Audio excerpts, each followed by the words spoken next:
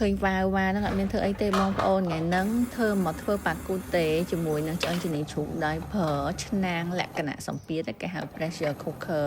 ជាភាសាអង់គ្លេសតែដំបូងឡើយយើងត្រូវលាងសម្អាតឆ្អឹងជំនីជ្រូកយើងឲ្យស្អាតសិនយើងលាងស្អាតហើយយើងស្រោះទឹកមកភ្លោកសិនដើម្បី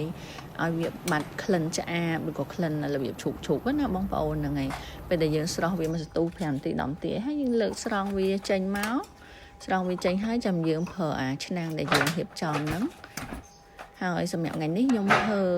សាច់ឆ្អឹងជំនីជ្រូកហ្នឹង1គីឡូប្រើទឹក1លីត្រ8ចាហើយខ្ញុំសំនឹងខ្ញុំបានទិញពីសិង្ហបុរី brand នេះសុទ្ធល្បីហ្នឹងគឺសងវ៉ាយ៉ា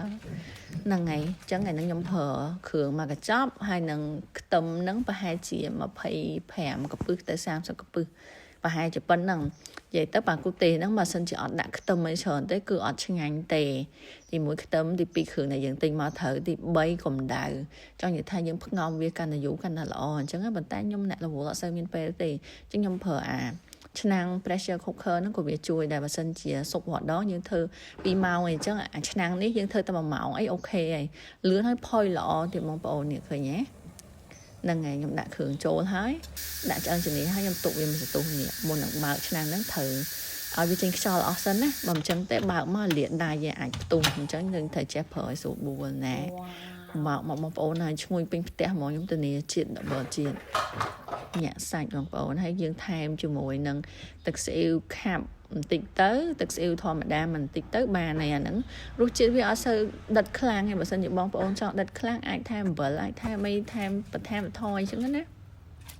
ហើយសារឥឡូវខ្ញុំសម្រក់ទម្ងន់ខ្ញុំអត់មានញ៉ាំមួយបាយទេខ្ញុំក៏ដាក់